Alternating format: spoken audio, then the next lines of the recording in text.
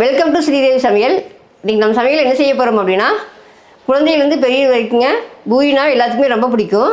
அந்த பூரிக்கு காம்பினேஷனாக ஒரு மசாலா தான் செய்ய போகிறேங்க. வாங்க எப்படி செய்யலான்னு பார்க்கலாம். பூரி மசாலுக்கு தேவையான உருளைக்கிழங்கு வந்து வேக வச்சு எடுத்து வச்சுக்கிறேனுங்க. மீடியம் சைஸ் உருளைக்கிழங்கு 3 வச்சுருக்கேன். அடுப்பில் ஒரு பேன் வச்சுக்கிறேங்க. 2 டேபிள் ஸ்பூன் எண்ணெய் ஊற்றிக்கலாம். எண்ணெய் காஞ்சிச்சுங்க, கடுகு போட்டுக்கலாம். கடலைப்பருப்பு போட்டுக்கலாங்க. கொஞ்சம் உளுந்து பருப்பு போட்டுக்கலாம். 2 சீரகம் போட்டுக்கலாம். கடுகு சீரகமெல்லாம் பொரிஞ்சிச்சுங்க. நம்ம மீடியம் சைஸ் பெரிய வெங்காயம் கட் பண்ணி வச்சுக்கலாம், அது போட்டுக்கலாம். நான் 2 வெங்காயம் எடுத்துக்கிறேன். அது கூட 2 பச்சை மிளகாய் கட் பண்ணி வச்சுக்கிறேங்க, அது போட்டுக்கலாம். பொடியாக நறுக்குன்னா இஞ்சிங்க, அதையும் போட்டுக்கலாம். போட்டு நல்லா வதக்கி விடலாங்க. அது கூட வந்து ஃப்ரெஷ்ஷான கருவேப்பிலை போட்டுக்கலாம். போட்டு 2 நிமிஷம் வதக்கி விடுங்க. வெங்காயம் நல்லா வதங்கி வந்துடுச்சு. ரொம்ப அதிகமாக வதக்க வேண்டாங்க, இந்தளவுக்கு வதக்கினா போகுது. இது கூட நீங்கள் வந்து பட்டாணி கேரட்டெல்லாம் இருந்தால் போட்டுக்கலாங்க. நான் இல்லாதனால அது போடல. பச்சை பட்டாணியெல்லாம் போட்டால் நான் கொஞ்சம் கலர்ஃபுல்லாக நல்லா இருக்குங்க. இதுக்கப்புறம் வந்துங்க நம்ம 2 ஸ்பூன் வந்து கடலை மாவு எடுத்துருக்கேன், அதை கரைச்சி வச்சுருக்கேன், அதை ஊற்றிக்கலாம்.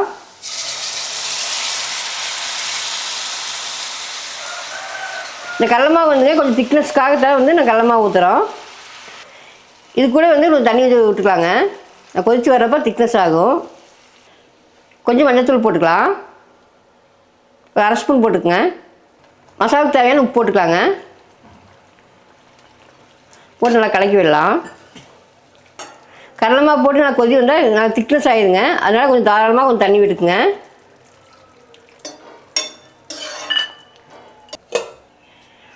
இதை மூடி போட்டு மூடிடலாங்க.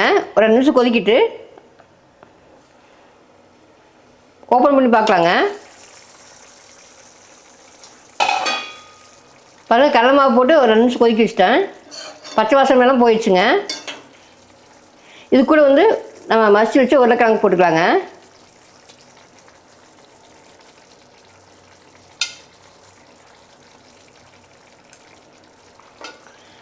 போட்டு 1 நிமிஷம் பரட்டி விடலாம்.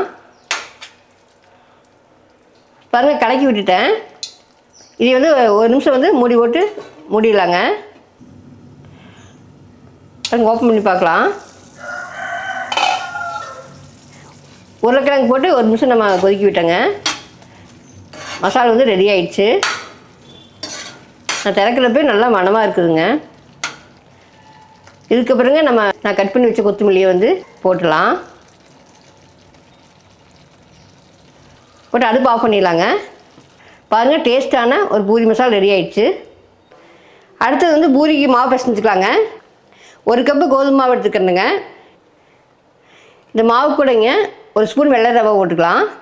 இது வந்து கொஞ்சம் நல்லா பூரி சுடுறப்போ வந்துங்க நல்லா அப்படியே ஸ்டிஃபாக நிற்குங்க, அமுந்து போகாமல். அதுக்காக போடுறது. மாவுக்கு தேவையான உப்பு போட்டுக்கலாங்க. ஒரு 1/4 டீஸ்பூன் சர்க்கரை போட்டுக்கலாங்க.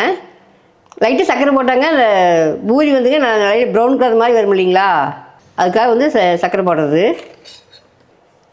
இதெல்லாம் கலக்கி விட்டுடலாம். இப்படி கலக்கி விட்டாங்க.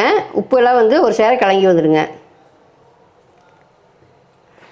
அது கூட வந்து தண்ணி ஊற்றிக்கலாங்க. கொஞ்சம் கொஞ்சமாக ஊற்றி நான் பிசைஞ்சிக்கலாம். சப்பாத்திக்கெலாம் நம்ம லூஸாக பண்ணிடுவோம். இது கொஞ்சம் நல்லா கொஞ்சம் கெட்டியாக பண்ணிடுவோனுங்க. அப்போ தான் வந்து எண்ணெய் குடிக்காமல் இருக்கும். பாருங்கள், இந்தளவுக்கு நல்லா பிணைஞ்சு எடுத்துக்கலாம். ரொம்ப லூஸாக இருக்கக்கூடாதுங்க. இந்தளவுக்கு இருந்தால் போகுது. இதை வந்து லைட்டாக எண்ணெய் கையை தொட்டு இப்படி மேலே தொட்டுட்டிங்கன்னா காயாமல் இருக்குங்க மாவு. பாருங்கள், இதை வந்து உருண்டை பிடிச்சி நம்ம பூரிக்கு அமுத்திடலாம். பாருங்கள், இந்த சைஸ் உருண்டை பிடிச்சிக்குங்க. இது மாதிரி ஒவ்வொரு உருண்டையும் எல்லாம் பிடிச்சி வச்சுக்கலாங்க. பாருங்கள், எல்லா மாவையுமே நான் உருட்டி எடுத்துட்டேன். இது மாதிரி உருண்டைகளாக உருட்டி எடுத்துக்குங்க. லைட்டாக எண்ணெய் தடவிட்டுங்க. நீங்கள் உருண்டை அப்படியே மேலே படி வச்சிட்டிங்கன்னா மேலே காயாமல் இருக்குங்க. வாங்கி வந்து தேய்ச்சி போட்டுடலாம். பாருங்கள், இது மாதிரி ஒரு மிஷின் எடுத்துக்கோங்க. இல்லாட்டி தேய்ச்சும் போடலாம். அதில் வந்து லைட்டாக எண்ணெய் தடவிக்கலாம். இதில் உருண்டை வச்சு இப்படி ப்ரெஸ் பண்ணால் வந்துடுங்க ஈஸியாக. ரொம்ப அமுத்த வேண்டாங்க. பூரிக்கெலாம் வந்து ரொம்ப லேசாக போடக்கூடாது. ஓரளவுக்கு இருந்தால் தான் வந்து நல்லா பஃப்னு வருங்க. இந்த அளவுக்கு எடுத்துக்கலாங்க. நீ சுட்டு எடுத்துக்கலாம். பாருங்க எண்ணெய் வந்து நல்லா காஞ்சிருச்சு. நான் போட்டுடலாம். பூரிக்கு வந்து நல்லா எண்ணெய் காயணுங்க. அப்போ தான் வந்து நல்லா பஃப்னு உப்பி வரும். எண்ணெய் குடிக்காமல் இருக்குங்க. எடுத்துடலாங்க. இப்போ ஒவ்வொரு பூரியும் போட்டு எடுத்துக்கலாங்க. பாருங்கள் பூரியும் போட்டு எடுத்துட்டோம். பாருங்கள் பூரி ரெடி ஆயிடுச்சு. அது காம்பினேஷனாக உருளைக்கிழங்கு குருமா ரெடி ஆயிடுச்சுங்க. செம்ம டேஸ்ட்டாக இருக்குங்க இந்த குருமா வந்து. பாருங்கள் பூரியும் உருளைக்கிழங்கு குருமாவும் ரெடி ஆயிடுச்சுங்க. நீங்களும் இதே மாதிரி செஞ்சு பாருங்கள். செஞ்சு பார்த்துட்டு எப்படி இருக்குன்னு சொல்லுங்கள். நீங்களும் இதே முறையில் செஞ்சு பார்த்துட்டு எப்படி இருக்குன்னு சொல்லுங்கள். பிடிச்சிருந்தா நம்ம சேனல் சப்ஸ்கிரைப் பண்ணுங்கள், லைக் பண்ணுங்கள், உங்கள் ஃப்ரெண்ட்ஸ்க்கெலாம் ஷேர் பண்ணி விடுங்க.